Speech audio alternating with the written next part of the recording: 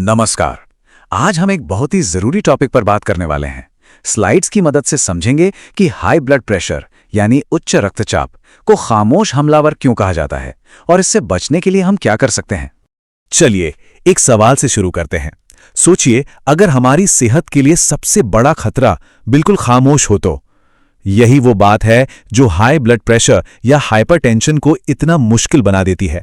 पता है, कई दशकों तक एक आम धारणा थी कि ब्लड प्रेशर थोड़ा बहुत ज्यादा भी हो तो चलता है, लेकिन जैसा कि हम आगे देखेंगे, नए रिसर्च ने इस पुराने ख्याल को खतरनाक और पूरी तरह से गलत साबित कर दिया है। तो चलिए हमारे पहले सेक्शन पर आते हैं और ये समझने की कोशिश करते हैं कि हाई ब्लड प्रेशर को अक्सर लोग नजरअंदाज क्यों कर देते हैं। देखिए, दुनिया भर में बहुत सारी बीमारियों और मौतों की एक बड़ी वजह हाई ब्लड प्रेशर है, और सबसे बड़ी दिक्कत यह है कि ये अक्सर बिना किसी लक्षण के धीरे धीरे शरीर में बढ़ता रहता है। इसीलिए ये एक छिपा हुआ लेकिन बहुत ही ताकतवर दुश्मन है। तो सवाल ये है कि जब ब्लड प्रेशर लगातार बढ़ा रहता है तो हमारे शरीर के अंदर आखिर चल क्या रहा होता है। और सबसे जरूरी बात यह है कि ये सिर्फ किसी एक अंग की समस्या नहीं है। नहीं, ये लगातार बढ़ा हुआ प्रेशर हमारे पूरे शरीर के जरूरी अंगों पर, मतलब दिल, दिमाग, किडनी और आंखों तक पर धीरे धीरे हमला करता है। तो चलिए थोड़ा और गहराई में जाते हैं और देखते हैं कि इसका हमारे दो सबसे जरूरी अंगों, दिल और दिमाग, पर क्या और कैसे असर पड़ता है। दिल पर इसका जो सबसे पहला असर होता है उसे कहते हैं लेफ्ट वेंट्रिकुलर हाइपरट्रोफी यानी LVH। इसमें होता यह है कि दिल के मुख्य पंपिंग चेंबर की दीवार मोटी हो जाती है क्योंकि उसे खून पंप करने के लिए ज्यादा मेहनत करनी पड़ती है। इसको ऐसे समझिए, एक सेहतमंद दिल लचीला होता है और आराम से खून पंप करता है, लेकिन LVH में दिल की मांसपेशी मोटी और सख्त हो जाती है। अब उसे खून पंप करने में बहुत ज्यादा जोर लगाना पड़ता है और उसकी खून भरने की क्षमता भी कम हो जाती है। और दिल की तरह ही हमारे दिमाग पर भी इसका बहुत गहरा असर पड़ता है। रिसर्च तो सीधे सीधे हाई ब्लड प्रेशर को स्ट्रोक और डिमेंशिया जैसी खतरनाक न्यूरोलॉजिकल बीमारियों की शुरुआत मानती है। ये एक चेन रिएक्शन की तरह है। सबसे पहले प्रेशर लगातार हाई रहता है, इससे खून की धमनियों की दीवारें कमजोर और पतली हो जाती हैं। फिर दिमाग तक खून और ऑक्सीजन कम पहुंचता है और आखिर में स्ट्रोक और डिमेंशिया का खतरा कई गुना बढ़ जाता है। तो अब जब हमने खतरों की बात कर ली है, तो चलिए अब उस हिस्से पर आते हैं जो हमें ताकत देता है। मतलब हम इसे कंट्रोल करने के लिए क्या क्या कर सकते हैं, वो भी बिना दबाव के।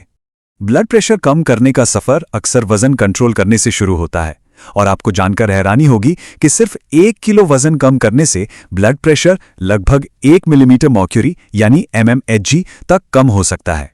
रोजाना एक्सरसाइज करना और वजन को कंट्रोल में रखना, ये दो सबसे असरदार तरीके हैं ब्लड प्रेशर को काबू में रखने के।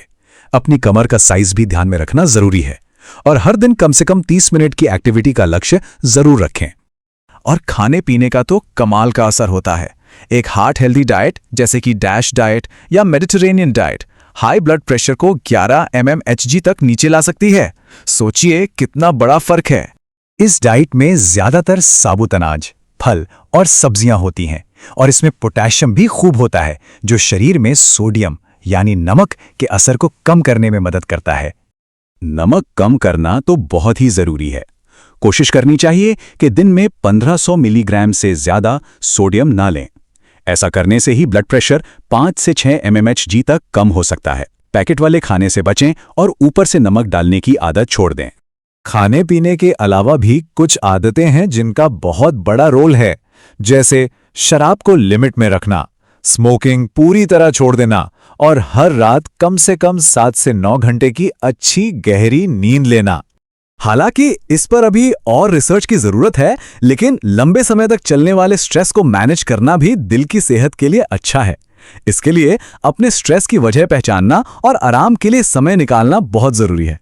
और हाँ, घर पर अपना ब्लड प्रेशर चेक करते रहना और रेगुलर डॉक्टर से मिलना भी जरूरी है।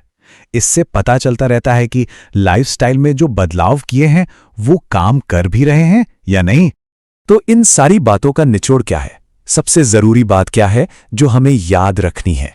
देखिए, ब्लड प्रेशर को कंट्रोल करना कोई 1-2 दिन का काम नहीं है, ये एक लंबा सफर है। लेकिन हर छोटा पॉजिटिव बदलाव हमारे बेहतर भविष्य के लिए एक बड़ा कदम है। असली ताकत लगातार कोशिश करने में है, तो अब रास्ता तो साफ है। सवाल बस ये है कि इस सफर पर पहला छोटा कदम कौन सा होगा।